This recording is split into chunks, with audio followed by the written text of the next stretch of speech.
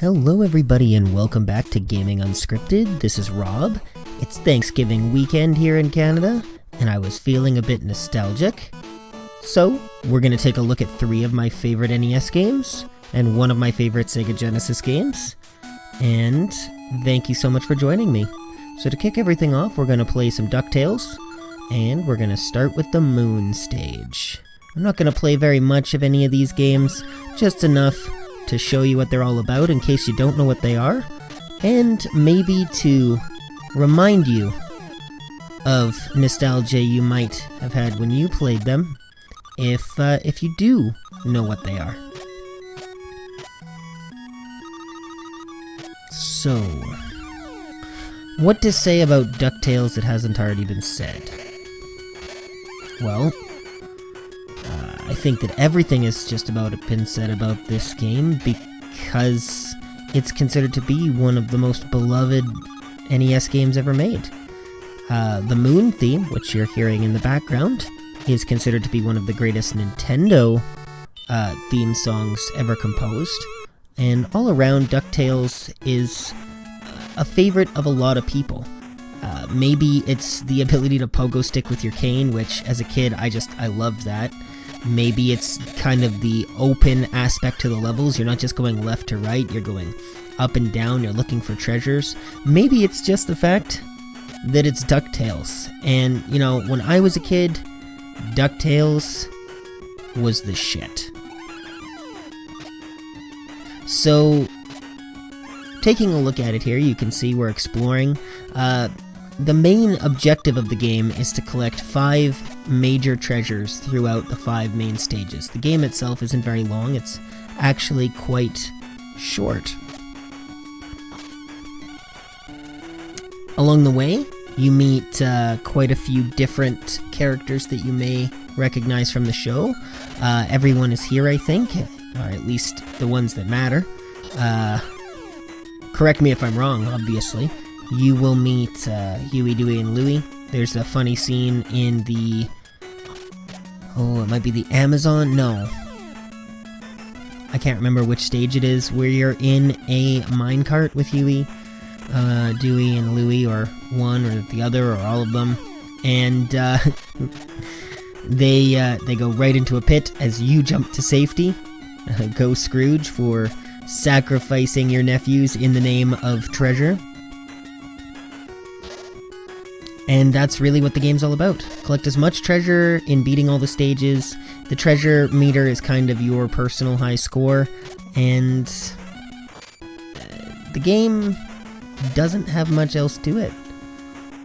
The whole soundtrack is pretty good. The Moon theme, of course, as mentioned before, being, I think, the most famous of all of them.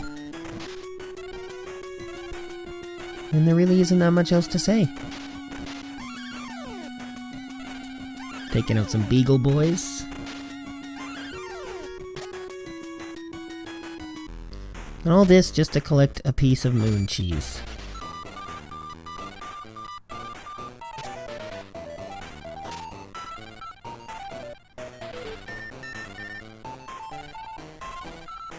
So yeah, thanks for tuning into this video.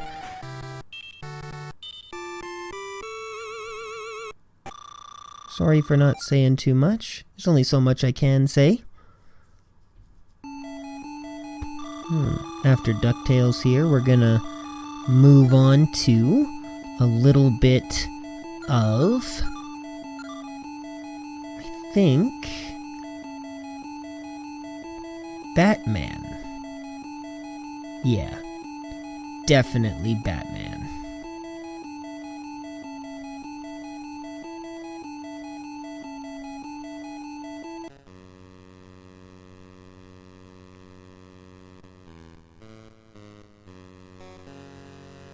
Now, Batman is a game that I never actually purchased as a child. I had it lent to me by an acquaintance.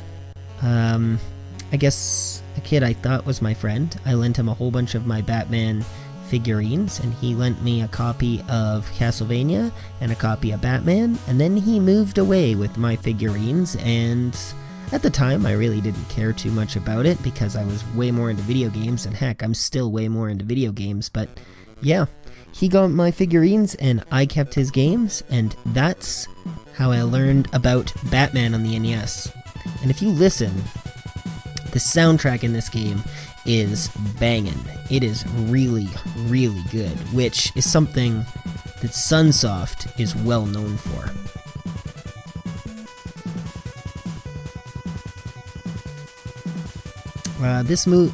This game is licensed from the original Tim Burton movie, as you can see. It's a side-scrolling kind of beat-em-up platformer. It's extremely difficult to beat, and I love it. I mean, just listen to those tunes, and it only gets better. And I think, you know, if you asked me, this is probably still my favorite Batman game ever made. I love Arkham Asylum. Not really a big fan of the rest of the Arkham games, just personal preference there. Nothing against them, they're great games, but Arkham Asylum is probably my next favorite Batman game to this one. You can see we're picking up some power-ups there. Those power-ups, those little bullet power-ups that we pick up there, they give us ammunition for our different special weapons. Batman has the Batarang, which is my favorite. He has kind of this bat blade thing that you can use that splits into 3. And he has a bat gun. Don't know where he got that. I've never seen Batman use a bat gun. Correct me if maybe he did that in the comic books. I don't read the comics. And again, I can't help but mention just how fantastic the soundtrack is. Have a listen.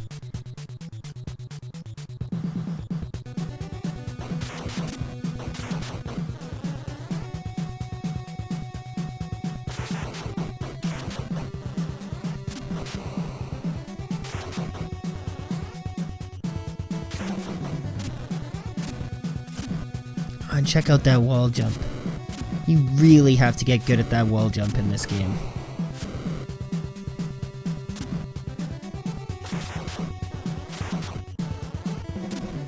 You know, it's a shame. They made a sequel to this game, Batman Return of the Joker, and it's a terrible game. It's got a decent soundtrack, I think. I've never really put that much time into it. But Batman Return of the Joker, it changes the whole mechanic of the game. Batman can't punch. All he can do is use a gun, and it really just misses the point. You can tell it's one of those situations where the development team was asked to develop a game, but they didn't know anything about the material. That or it was a different game to begin with that was already in production, and then they got an order from Chain of Command that said, you need to make a Batman game, and they just slapped Batman onto the game. It's really hard to say.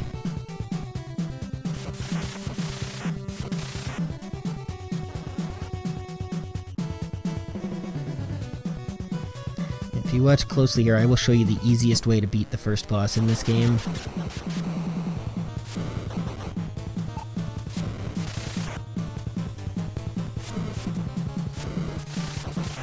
Look at that, just like cake.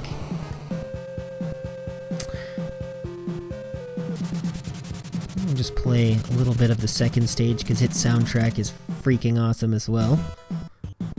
Just like you guys.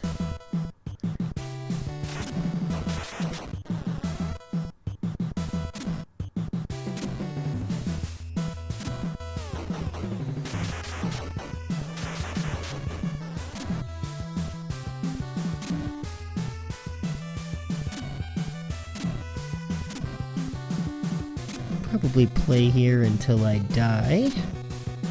Be careful. You know what?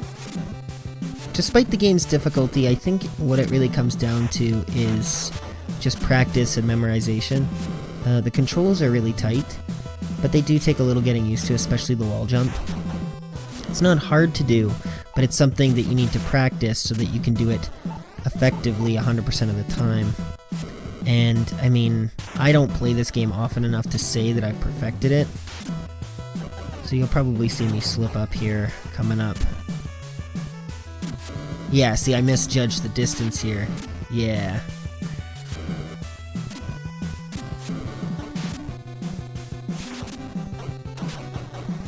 Should have just used a boomerang.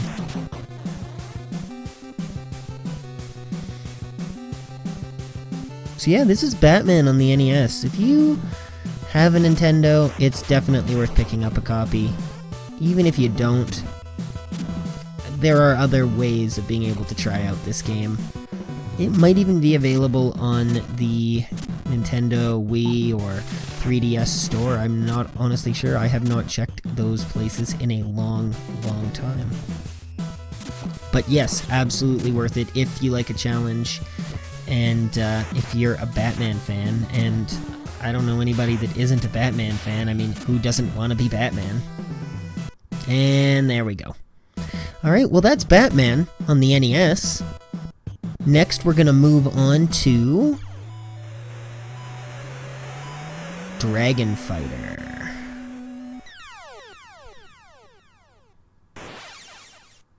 Now this is a game that I didn't learn about until I was about 16 years old. But it's super nostalgic for me because I found out about it and I played it on an emulator for the first time. I own it now. And man, I love the animation. Like just, and the soundtrack. But mostly both. I can't pick one over the other. Like look at the animation, like the way that he stands, the way that he moves, nice big sprites. Not a huge color palette. But that sword animation, the way that he holds it over his head and he swings it, there just aren't a lot of Nintendo games where there's that much detail. Now this game is extremely difficult. It's one of those games where, if you're familiar with old Nintendo games, it's one of those games where it gives you only a handful of lives to beat the entire game, and no continues. At least I don't think there's any continues. And when you die, you die. There's no passwords, there's no saving. You get to start the entire game over. So you better be on your A game. It takes a lot of concentration and a lot of repetition. When I first started playing this game years ago, it took me forever just to be able to beat the first level. And I didn't even know what that power bar that's flashing there meant. Now if you hold down the attack button, I don't think I'm going to be able to show you here, it's really not a good place, but if you hold down the attack button, your character kind of fires a blast out of his sword.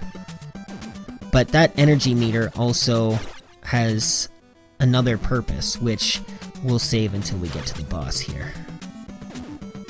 You can see, you can't really be hasty with this one. You have to wait until the right moment or you're just asking to take damage, and that tiny little blue bar at the top with the 3 ticks left in it, that's your entire health bar.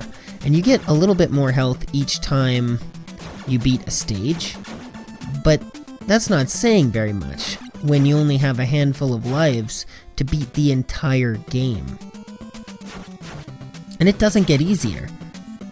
It gets harder. Of course, that only makes sense, right?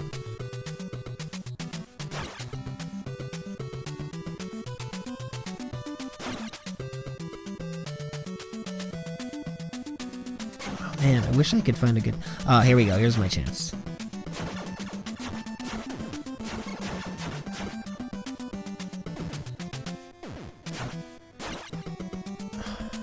We gotta be getting close to the boss. I could really use a health potion off one of these guys, but it's pretty rare. I don't know why they drop so many at the beginning of the stage, if you notice that, but they're sure not dropping any now. And the controls in this game are just on point. They are super, super responsive. There's no delay, you stop on a dime. It's just really, really well done. It's a shame that this game didn't get more attention when it came out. It really went under the radar for me. If I had known about this game when I was a kid, I probably would have rented it all the time. You know, come to think of it, I don't even know if this game was released in North America. It might be a European-only thing or something like that, but who knows?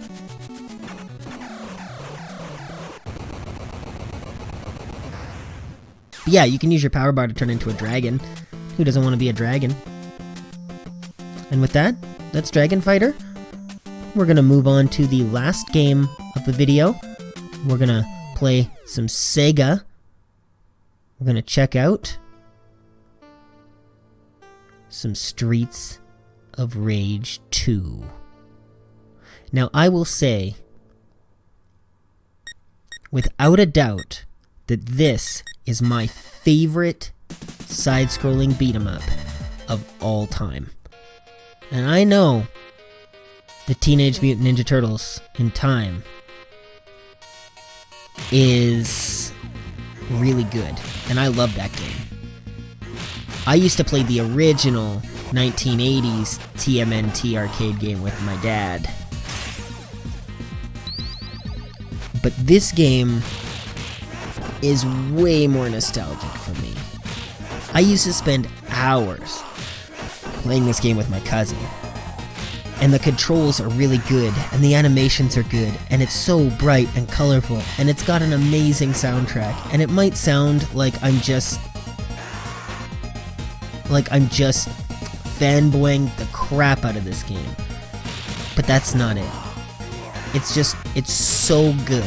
If you haven't played Streets of Rage 2, you are missing out. If you were a Nintendo kid growing up and didn't have any friends that owned a Sega, you are definitely missing out.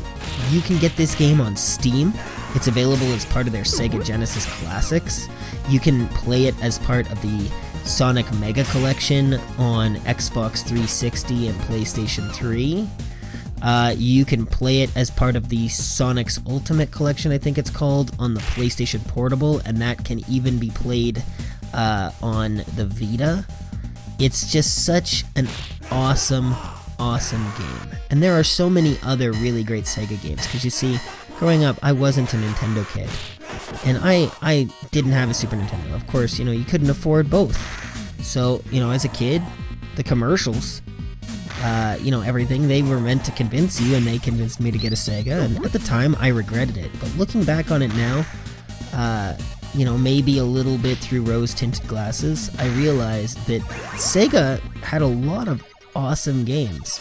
Didn't have as many awesome exclusives, but it did have a lot of awesome games, and Streets of Rage 2 is one of them. There's this awesome little bit at the end of the game, if you're playing two players, where you make it up to the big, huge mob boss guy, Mr. X, and it gives you the choice to either join him or not join him. And if one player chooses to join Mr. X and the other person doesn't, then he opens a trap door underneath you, and your friend stays up top, and you get sent back down, and you have to fight your way back through the last level again to get to Mr. X. And when you get back to him, you have to fight your friend. It's so cool.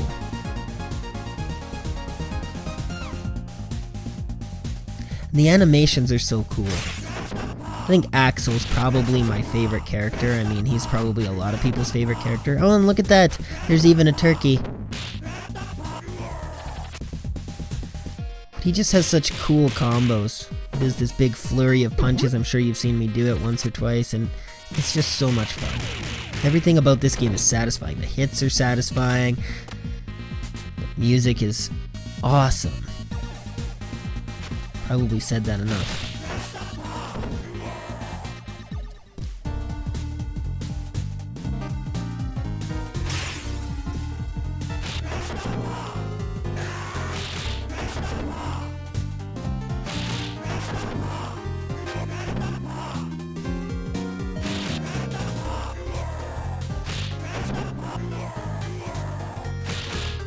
This was definitely a game, I think, in Sega's response, Streets of Rage in general, which is called Bare Knuckle in Japan, and I think maybe some other places, but Streets of Rage in North America. This is definitely Sega's response to Final Fight.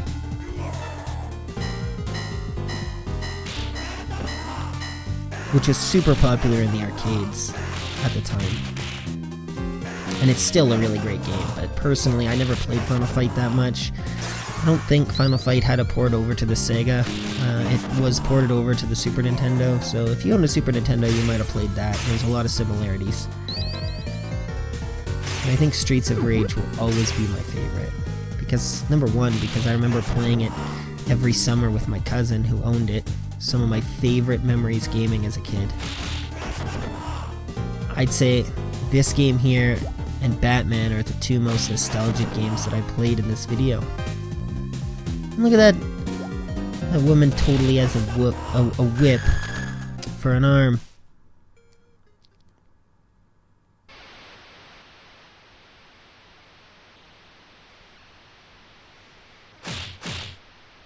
Alright, well we're coming up close to the end of the stage, and that's where I'm going to cut the video. So before I forget, I just want to say thank you to everybody for tuning in. Your support is absolutely appreciated.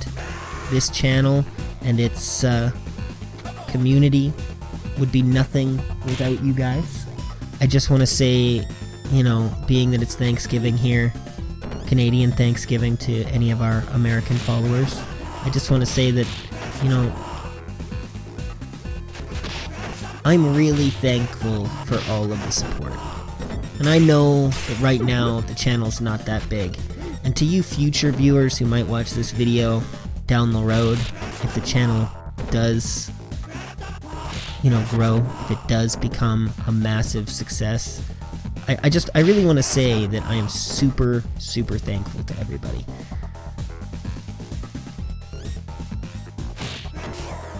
So, as always, for those of you in Canada, have a wonderful Thanksgiving. Don't forget to like, comment, and subscribe. It really helps support the channel. Follow us on Twitter and Facebook. The links are down below.